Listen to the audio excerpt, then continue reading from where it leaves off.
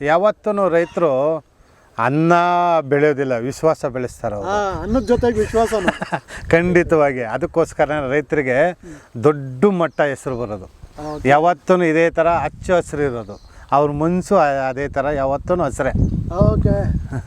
ಅಶ್ವಥ್ ಅವರ ಮನಸ್ಸು ಹಸಿರು, ಅವರ ತೋಟನೂ ಹಸಿರು, ಅವರ ಗುಣ ನಡವಳಿಕೆನೂ ಆಲದ ಮರದ ಥರ ಹಸಿರು. ಆಲದ ಮರಕ್ಕೆ ಯಾಕೆ ಇವ್ರನ್ನ ಹೋಲಿಸ್ತಾ ಇದ್ದೀನಿ ಅಂತಂದರೆ, ಮೊದಲಿಂದನೂ ಹಾಗೆ ಸಾಕಷ್ಟು ಜನಕ್ಕೆ ಆಶ್ರಯ ಕೊಡ್ತಾರೆ. ಅವ್ರ ತೋಟ ನೋಡಿದ್ದಾಯಿತು, ಅವರ ಹಂದಿ ನೋಡಿದ್ವಿ, ಅವರ ಹಸುಗಳನ್ನು ನೋಡಿದ್ವಿ, ಶೂಟಿಂಗ್ ನೋಡ್ಕೊಂಬರಣ್ವೆ. ಸುಮಾರು ಒಂದು 4-4.5 ಕೋಟಿ ರೂಪಾಯಿ ಖರ್ಚಾಗಿದೆ. ಶೀಸ್ಕಳಿ ಬಳಕ್ ಮಾವು. ಅಮ್ಮ ನಾ ಸದೂರು. ಆಮೇಲೆ ಒಂದಷ್ಟು ಜನ ವಿರೋಧ ಟೀಕೆಗಳು ಅವೆಲ್ಲ. ಬಂಧುಗಳೇ, ನಿನ್ನೆ ಅಶ್ವಥ್ ಅವರ ಮನೆ ನೋಡಿದ್ವಿ, ಅವರ ತೋಟ ನೋಡಿದ್ವಿ. ಈಗ ದ ರೂಲರ್ ಸಿನಿಮಾ ಚಿತ್ರೀಕರಣ ಆಗ್ತಿರುವಂತಹ ಒಂದು ಜಾಗಕ್ಕೆ ಬಂದಿದ್ದೇವೆ. ನಮ್ಮ ಜೊತೆಗೆ ದ ರೂಲರ್ಸ್ನ ನಿಜವಾದ ಹೀರೋ ಸಂದೇಶ್ ಅವರಿದ್ದಾರೆ. ಸಂದೇಶ್ ಅವ್ರ ಜೊತೆ ಮಾತಾಡ್ತಾ ಈ ಸಿನಿಮಾ ಬಗ್ಗೆ, ಅಶ್ವಥ್ ಅವ್ರ ಬಗ್ಗೆ ಮಾತಾಡೋಣ ಬನ್ನಿ. ನಮಸ್ಕಾರ ಸಂದೇಶ್ ಅವರೇ. ನಮಸ್ಕಾರ ಸರ್. ನಿಮ್ಮ ದ ರೂಲರ್ಸ್ ಸಿನಿಮಾ ನಿಜವಾಗ್ಲೂ ಯಶಸ್ಸು ಕಾಣಲಿ ಅಂತ ನಾನು ಸಹ ಹಾರೈಸ್ತೇನೆ. Thank you. ಈಗ ತಾವೊಂದು ಸಿನಿಮಾ ಮಾಡಬೇಕು ಅಂತ ಹೊರಟ್ರಿ, ನಿರ್ಮಾಪಕರು ಬೇಕು. ಸಾಮಾನ್ಯವಾಗಿ ನಾನು ಗಮನಿಸಿದಾಗೆ ಕಲಾವಿದರು ಬೇಕು ಅನ್ನೋ ಒಂದು ಜಾಹೀರಾತುಗಳನ್ನು ನಾನು ಗಮನಿಸಿದ್ದೇನೆ. ನಿರ್ಮಾಪಕರು ಬೇಕು ಅನ್ನೋ ಥರದಲ್ಲಿ ಒಂದಷ್ಟು ಸಾಮಾಜಿಕ ಜಾಲತಾಣಗಳಲ್ಲಿ ತಾವು ಪ್ರಕಟಣೆ ಮಾಡಿದ್ರಿ. ಹೌದು. ಸಾಕಷ್ಟು ಜನ ತಮ್ಮನ್ನು ಸಂಪರ್ಕ ಮಾಡಿರ್ತಾರೆ. ಅಶ್ವಥ್ ಅವರೇ ಯಾಕೆ ಈ ಸಿನಿಮಾಗೆ?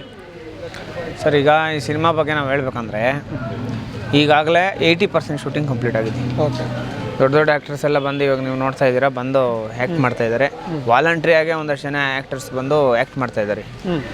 ಈ ಸಿನಿಮಾ ಇಲ್ಲಿ ತನಕ ಬಂದಿದೆ, 80% ತನಕ ಶೂಟಿಂಗ್ ಕಂಪ್ಲೀಟ್ ಆಗಿದೆ ಅಂದರೆ ಅದಕ್ಕೆ ಮುಖ್ಯ ಕಾರಣ ಯಾವುದಾದ್ರೂ ಒಂದು ವ್ಯಕ್ತಿ ಇರ್ತಾರೆ ಅಂದರೆ ಅದು ಅಶ್ವಥ್ ಬಳ್ಗೆರೆ ಸರ್. ಅವರು ನಾವಿದ್ದೀವಿ, ನಾವು ನೋಡ್ಕೊತೀವಿ, ನೀವು ತಲೆ ಕೆಡ್ಸ್ಕೊಳಕ್ಕೆ ಹೋಗಬೇಡಿ, ನೀವು ಸಿನಿಮಾ ಮಾಡ್ತಾಯಿದ್ದೀರಾ, ನನಗೆ ಸಿನಿಮಾಗೆ ಒಂದು ನಾನು ಅದು ಏನಾದರೂ ಆಗಲಿ ನಾನು ಇದು ದೊಡ್ಡ ಮಟ್ಟದಲ್ಲಿ ತಗೊಂಡೋಗೋಣ, ಸಣ್ಣ ಪುಟ್ಟದಾಗಿ ವಿಚಾರವಾಗಿ ನಾವು ಇದು ಮಾಡೋದು ಬೇಡ, ದೊಡ್ಡ ಬಜೆಟಲ್ಲೇ ಸಿನಿಮಾ ಮಾಡೋಣ ಅಂತೇಳ್ಬಿಟ್ಟು ಇಲ್ಲಿ ತನಕ ಸುಮಾರು ಒಂದು 4-4.5 ಕೋಟಿ ರೂಪಾಯಿ ಖರ್ಚಾಗಿದೆ. ದೊಡ್ಡ ಮಟ್ಟದ. ಹಾಂ, ಅಷ್ಟು ದುಡ್ಡನ್ನ ವ್ಯಕ್ತಿ ಸಾಮಾನ್ಯರಲ್ಲಿ ಸಾಮಾನ್ಯರಂತೆ. ಅಂದರೆ ಈಗ ನಾವಿದ್ದೀವಿ, ನಮ್ಮ ಜೊತೆ ನಮ್ಮ ಫ್ರೆಂಡ್ಸ್ ಎಲ್ಲ ಯಾವ ಥರ ಇರ್ತಾರೆ ಆ ಥರ, ಬೇರೆ ಪ್ರೊಡ್ಯೂಸರ್ಸ್ ಥರ ನೆಗ್ಲಿಜೆನ್ಸಿ ಮಾಡೋವಂಥದ್ದು ಅಥವಾ ಬೇರೆ ಒಂದು ಬೇರೆ ದರ್ಪ ತೋರೋವಂಥದ್ದು ಅಥವಾ ನಮ್ಮ ನೇಮ್ ಹಂಗೆ ಬರಬೇಕು, ಹಿಂಗೆ ಬರಬೇಕು, ನಾವು ಹಂಗಿರ್ಬೇಕು, ನಾವು ಹಿಂಗಿರ್ಬೇಕು, ಯಾವುದೂ ಇಲ್ಲ. ಒಂದೇ ಅವರು ಎಲ್ಲರೂ ಚೆನ್ನಾಗಿರ್ಬೇಕು, ಸೆಟ್ಟಲ್ಲಿರೋರ್ಗೆ ಯಾವುದೂ ತೊಂದರೆ ಆಗಬಾರ್ದು, ಯಾರ್ಯಾರಿಗೆ ಏನೇನು ಬೇಕೋ ಮಾಡಿರಿ, ಆ ಥರ ಇದು ಮಾಡಿಕೊಂಡು ಸುಮಾರು ನಮ್ಮ ಒಂದು ಜರ್ನಿ 5 ತಿಂಗಳಿಂದ ನಡೆದಿದೆ. 5 ತಿಂಗಳಿಂದನೂ ತುಂಬ ಅದ್ಭುತವಾಗಿ ನಮಗೆ ಎಲ್ಲ ವಿಚಾರಗಳಲ್ಲಿ ರೆಸ್ಪಾನ್ಸ್ ಮಾಡಿಕೊಂಡು ಪ್ರತಿಯೊಂದರಲ್ಲಿನೂ ನಮ್ಮನ್ನು ಕಾಪಾಡಿಕೊಂಡು ತುಂಬ ನಮ್ಮ ವಿಚಾರವಾಗಿ ಸಪೋರ್ಟ್ ಮಾಡಿದ್ದಾರೆ. ನಾನು ಇವತ್ತಿನ ದಿನ ಚಿತ್ರೀಕರಣ ನಡೀತಾ ಇದೆ. ಚಿತ್ರ ರಿಲೀಸ್ ಆದಮೇಲೆ ತುಂಬ ದೊಡ್ಡ ಮಟ್ಟದ ಸಕ್ಸಸ್ ಆಗುತ್ತೆ ನಮ್ಮ ಸಿನಿಮಾ. ಖಂಡಿತ ನಿಮ್ಮ ಸಿನಿಮಾ ಆವಾಗ ನೀವು ಇದೇ ಫುಟೇಜಸ್ಸು ನಿಮ್ಮ ಚಾನಲಲ್ಲಿ ಹಾಕ್ಕೊಳ್ತೀರಾ.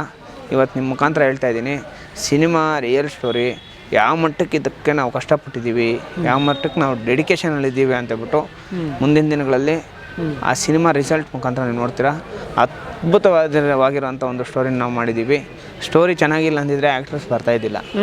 ತುಂಬ ಚೆನ್ನಾಗಿರೋಂಥ ಸ್ಟೋರಿ. ಇಂಥ ಸ್ಟೋರಿಗೆ ನಾವೆಲ್ಲ ಕೈ ಜೋಡಿಸ್ಬೇಕು ಅಂತ ತಮಿಳ್ನಾಡು ಮತ್ತು ಹೈದ್ರಾಬಾದು ಮತ್ತು ನಮ್ಮ ಬೆಂಗಳೂರು ಆ್ಯಕ್ಟ್ರಸ್ಸು, ಕರ್ನಾಟಕದ ಆ್ಯಕ್ಟ್ರಸ್ಸು ಎಲ್ಲ ಜಾಸ್ತಿ ಜನ ಬಂದು ನಮ್ಮ ಸಿನಿಮಾದಲ್ಲಿ ಆ್ಯಕ್ಟ್ ಮಾಡೋಂಥ ಕೆಲಸ ನಡೀತಾ ಇದೆ. ದೊಡ್ಡ ಮಟ್ಟಕ್ಕೆ ನಮ್ಮ ಸಿನಿಮಾ 100% ಹಿಟ್ ಆಗುತ್ತೆ. ಇದಕ್ಕೆ ಮೇಯ್ನು ಒಬ್ಬ ನಮ್ಮನ್ನೆಲ್ಲ ನಡೆಸ್ಕೊಂಡು ಹೋಗೋವಂಥ ಒಬ್ಬ ದೊಡ್ಡ ವ್ಯಕ್ತಿ, ಒಳ್ಳೆ ಮನಸ್ಸಿರೋಂಥ ವ್ಯಕ್ತಿ ಅಂದರೆ ಅದು ಅಶ್ವಥ್ ಬಳ್ಗೆರೆ ಸರ್. ನಾನು ಮೊದಲನೇದಾಗಿ ಗಮನಿಸಿದೆ ಶೀಸ್ಕಳಿ ಬಳಕ್ ಮಾವು. ಅಮ್ಮ ನಾ ಸದೂರು. ಇದೊಂದು ಅರಿವು ಭಾಷೆ. ನಿಜವಾಗ್ಲೂ ಕರ್ನಾಟಕದಲ್ಲಿ ಕನ್ನಡೇತರ ಎಷ್ಟೋ ಭಾಷೆಗಳಿದ್ದಾವೆ, ಅದು ಕರ್ನಾಟಕದ ಭಾಷೆನೇ. ಹೌದು. ಈ ಭಾಷೆಯನ್ನು ಈ ಸಿನಿಮಾದಲ್ಲಿ ಬಳಸ್ಕೋಬೇಕು ಅಂತ ತಮ್ಗೆ ಯಾಕೆ ಅನಿಸ್ತು? ಅಂದರೆ ಇದು ಮೊಟ್ಟ ಮೊದಲ ಕೋಲಾರಲ್ಲಿ ನಡೆದಿರೋಂಥ ರಿಯಲ್ ಸ್ಟೋರಿ. ಆ ಸಿನಿಮಾ ನಾವು ರಿಯಲ್ ಸ್ಟೋರಿಯಾಗಿ ಹಂಗೆ ತೊಗೊಂಬರ್ಬೇಕು ಅಂತ ಹೇಳ್ಬಿಟ್ಟು ಇದು ಮಾಡಿರೋಂಥದ್ದು. ಏನು ಕ್ಯಾರೆಕ್ಟ್ರಲ್ಲಿ ಹೀರೋಯಿನ್ ಇದ್ದಾರೆ, ಅವ್ರ ತಾಯಿ ಮತ್ತು ಅವ್ರ ಮನೆಗಳವರು ಎಲ್ಲರೂ ಬಳಸೋವಂಥ ಪದ ಮಾತು ಅರು ಭಾಷೆ. ಆಮೇಲೆ ತೀರಾ ತುಂಬ ಜನರು ಅರು ಭಾಷೆ ಅನ್ನೋದನ್ನ ಬಳಸ್ತಾ ಇರ್ತಾರೆ. ಇದು ಮೂಲ ಬಂದು ದ್ರಾವಿಡ ಭಾಷೆ. ಹೌದು. ಅಂದರೆ ತಮಿಳು ಅಂತಾರೆ, ತಮಿಳಲ್ಲ, ದ್ರಾವಿಡರ ಭಾಷೆ. ಕನ್ನಡ ಸಹ ದ್ರಾವಿಡ ಭಾಷೆನೇ. ದ್ರಾವಿಡರ ಭಾಷೆ. ಈ ಭಾಷೆನ ಎಲ್ಲ ಒಂದು ಕಡೆ ಅಳಿವಿನ ಅಂಚಿನಲ್ಲಿದೆ.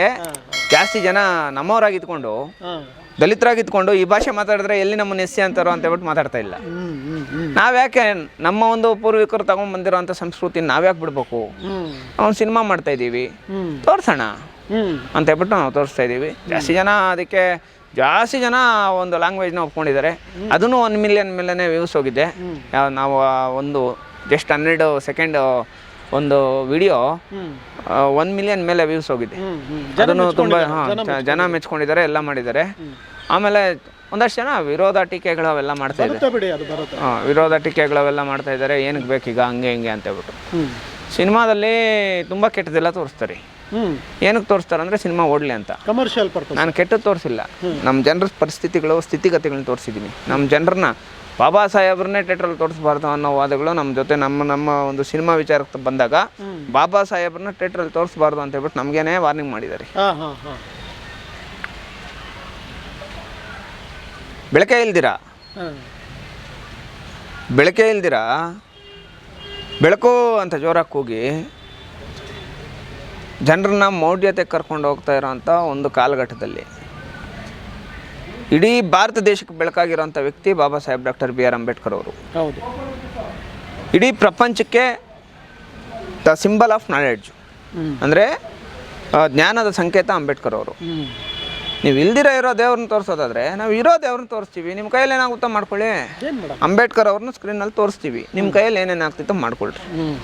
ನೀವು ಕತ್ಲನ್ನ ತೋರಿಸ್ಬಿಟ್ಟು ಬೆಳಕು ಅಂತ ಹೇಳ್ಬಿಟ್ಟು ಹೇಳಿದ್ದಕ್ಕೆ ನಾವು ನಂಬಿದ್ದೀವಿ. ಬಂದು ನಾವು ಕೂತ್ಕೊಂಡು ಥಿಯೇಟ್ರಲ್ಲಿ ಪಿಕ್ಚರ್ ನೋಡಿದ್ವಿ. ನಮ್ಮ ಪಿಕ್ಚರ್ ನೋಡ್ರಿ. ಅಂದರೆ ಜಾಸ್ತಿ ಜನ ಬೇರೆ ಬೇರೆ ಬೇರೆ ಬೇರೆ ಥರ ಊಹೆ ಮಾಡ್ಕೊಂಬಿಟ್ಟಿದ್ದಾರೆ. ಬೇರೆ ಥರ ಇರುತ್ತೆ, ಹಂಗಿರುತ್ತೆ, ಹಿಂಗಿರುತ್ತೆ ಅಂತ. ಪಿಕ್ಚರ್ ನೋಡಿ ಅದರ ಔಟ್ಪುಟ್ ಏನು ಅಂತ ಹೇಳ್ಬಿಟ್ಟು ಇದು ಮಾಡಿದ್ರೆ ಗೊತ್ತಾಗುತ್ತೆ ಸರ್. ದಲಿತ ಸಂಸ್ಕೃತಿ ಏನಾಯಿತೋ ತುಂಬ ಅಚ್ಚುಕಟ್ಟಾಗಿ ತೋರಿಸಿದ್ದೀನಿ ಸರ್. ಒಂದು ಹೇಳೋದಕ್ಕೆ ಇಷ್ಟಪಡ್ತೀನಿ. ಉಳಿದಿದ್ದೆಲ್ಲ ಪಿಕ್ಚರಲ್ಲಿ ನೋಡ್ಕೊಳ್ತೀನಿ. ಖಂಡಿತ. ಈಗ ಟ್ರೀಸರ್ ಒಂದು ನೋಡಿದೆ. ಪ್ರಶ್ನೆ ಈಗ ಕೇಳಬೇಕೋ ಕೇಳಬಾರ್ದೋ ಗೊತ್ತಿಲ್ಲ, ಆದರೆ ಕೇಳ್ತೀನಿ. ನಾನು ಒಂದು ಸಂಭಾಷಣೆಯನ್ನು ಗಮನಿಸ್ತೀನಿ. ವಾರಕ್ಕೊಂದ್ಸಾರಿ ತಿನ್ನೋ ನಿಮಗೆ ಇಷ್ಟ ಇರಬೇಕಾದ್ರೆ ದಿನಾಲೂ ತಿನ್ನೋ ನಮಗೆ ಎಷ್ಟು ಇರಬೇಕು ಅಂತ ನೀವು ಒಂದು ಸಂಭಾಷಣೆಯನ್ನು ಹೇಳ್ತೀರಾ. ಅದು ಏನು ಸರ್? ಅದು ಯಾಕೆ ಅದೊಂದು ಸೇರಿಸ್ಬೇಕು ಅಂತ ತಮ್ಗೆ ಯಾಕೆ ಅನ್ನಿಸ್ತದೆ? ಈಗ ನಾನು ಮಾತಾಡೋದು ತಿಂಗ್ಳಿಗೊಂದ್ಸರಿ ತಿನ್ನೋ ನಿಮಗೆ ಬಚ್ಚಿಟ್ಕೊಂಡು ತಿಂಗ್ಳಿಗೊಂದ್ಸರಿ ತಿನ್ನೋ ನಿಮಗೆ ಎಷ್ಟು ತಾಕತ್ತಿದ್ರೆ ಡೈರೆಕ್ಟಾಗಿ ಡೈಲಿ ತಿನ್ನೋ ನಮ್ಗೆ ಎಷ್ಟು ತಾಕತ್ತಿರಬೇಡ ಅನ್ನೋ ಒಂದು ವರ್ಡು. ಅದು ಅಲ್ಲ ಬೇಕು ಅನಿಸ್ತೋ ತೋರಿಸಿದ್ದೀನಿ ಸರ್. ಅದೇ ವಾಸ್ತವ ನೈಜ ಘಟನೆಗಳನ್ನ ಇಟ್ಕೊಂಡು ಸಿನಿಮಾ ಮಾಡ್ತಿದ್ದೀನಿ. ನೈಜ ಸಂಗತಿಗಳೊಂದಷ್ಟು ತೋರಿಸ್ಬಿಡೋಣ ಅನ್ನೋ ಥರದಲ್ಲ. ಈಗ ನಿಮಗೆ ತುಂಬ ವರ್ಷ ಎಕ್ಸ್ಪೀರಿಯನ್ಸ್ ಆಗಿರುತ್ತೆ. ಈ ಫೀಲ್ಡಲ್ಲಿ ಜಾಸ್ತಿ ವರ್ಷದಿಂದ ಕೆಲಸ ಮಾಡಿರ್ತೀರ, ಜಾಸ್ತಿ ಜನರು ನೋಡಿರ್ತೀರ. ಆ ಎಕ್ಸ್ಪೀರಿಯನ್ಸ್ ನಿಮಗೂ ಆಗಿರ್ತೈತಿ ಅಲ್ವಾ? ಅದು ಏನು ಅದೆಲ್ಲ ಸೆಕೆಂಡ್ರಿ. ಆ ಪಿಕ್ಚರಲ್ಲಿ ತೋರಿಸ್ತೀನಿ ನೋಡ್ರಿ.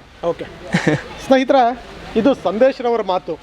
ಸಂದೇಶ್ರವರ ಪ್ರಯತ್ನಕ್ಕೆ ನಿಜವಾಗ್ಲೂ ಫಲ ಸಿಗಬೇಕು.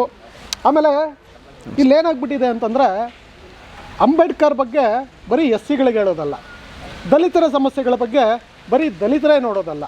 ಈ ಸಿನಿಮಾನ ಬೇರೆಯವರಿಗೂ ತೋರಿಸುವಂಥ ಪ್ರಯತ್ನ ಆಗಬೇಕು. ಬೇರೆಯವರು ಸಹ ನೈಜ ಸಂಗತಿಗಳನ್ನು ತಿಳ್ಕೊಂಡು ಮುಂದಿನ ದಿನಗಳಲ್ಲಿ ಬದಲಾವಣೆ ಆಗುವಂತಹ ವಾತಾವರಣ ನಿರ್ಮಾಣ ಆಗಬೇಕು ಅಂತ ನಾವು ಸಹ ಬಯಸ್ತಾ, ಸಂದೇಶ್ರವರ ಮತ್ತು ಅಶ್ವಥ್ರವರ ಮತ್ತು ಇಡೀ ತಂಡದ ಈ ಸಿನಿಮಾ ತಂಡ ಏನೆಲ್ಲ ಎಲ್ಲರೂ ಅಂಬೇಡ್ಕರ್ ಅವ್ರನ್ನ ಒಪ್ಕೊಂಡಿದ್ದಾರೆ. ಎಲ್ಲ ಸಮುದಾಯದವರು ಅಂಬೇಡ್ಕರ್ ಅವ್ರನ್ನ ಒಪ್ಕೊಂಡಿದ್ದಾರೆ. ಕೆಲವರು ಅಂದರೆ ನಮ್ಮ ದೇಶದವ್ರು ಬಿಟ್ಟು ನಮ್ಮ ದೇಶದವರೆಲ್ಲ ಒಪ್ಕೊಂಡಿದ್ದಾರೆ. ನಮ್ಮ ದೇಶ ದ್ರಾವಿಡ ದೇಶ. ನಮ್ಮ ದೇಶದವರೆಲ್ಲ ಅಂಬೇಡ್ಕರ್ ಅವ್ರನ್ನ ಒಪ್ಕೊಂಡಿದ್ದಾರೆ. ನಮ್ಮ ದೇಶ ಬಿಟ್ಟು ಬೇರೆ ದೇಶದಿಂದ ಬಂದಿದ್ದಾರಲ್ಲ ವಲಸೆ ಯುರೇಷಿಯಾ ಅವರು ಒಪ್ಪಿಲ್ಲ ಅಷ್ಟೇ. ನಮ್ಮ ದೇಶದ ತಳಿಗಳೆಲ್ಲ ಒಪ್ಕೊಂಡಿದ್ದಾರೆ. ನಮ್ಮ ದೇಶ ತಳಿ ಬಿಟ್ಟು ಬೇರೆ ತಳಿಗಳು ಇರ್ತಾರಲ್ಲ, ಮಿಕ್ಸ್ ಆಗಿರೋಂಥ ತಳಿಗಳು ಅಂಬೇಡ್ಕರ್ ಅವ್ರನ್ನ ಒಪ್ಪಿಲ್ಲ ಅಷ್ಟೇ. ಅದೊಂದೇ ಫೈರ್ ವರ್ಡ್. ಇನ್ನೊಂದು ಏನಾಗಿದೆ ಗೊತ್ತಾ ಸಂದೇಶ್ವರ? ಹೇಳಿ ಸರ್.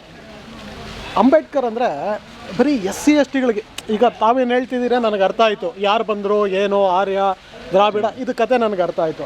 ಆದರೆ ಈ ಮೂಲ ನಿವಾಸಿಗಳಿದಾರಲ್ವಾ, ಇಲ್ನೋರ ಇದಾರಲ್ವಾ, ಅವರಲ್ಲಿ ಅಂಬೇಡ್ಕರ್ ಅಂದರೆ ಕೇವಲ SC ಮತ್ತು STಗಳಿಗೆ ಮೀಸಲು ಅನ್ನೋ ಒಂದು ತಪ್ಪು ಭಾವನೆ ಇದೆ.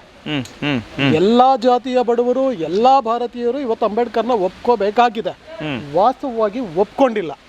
ಏನಂತೀರಾ ನೀವು ಹೇಳಿದ್ರಿ ಎಲ್ಲರೂ ಒಪ್ಕೊಬಿಟ್ಟಿದ್ದಾರೆ ಅವ್ರು ಬಿಟ್ಟು ಅಂತ. ನಮ್ಮವರೇ ಕೆಲವರು ಒಪ್ಕೊಂತ ಇಲ್ವೇ?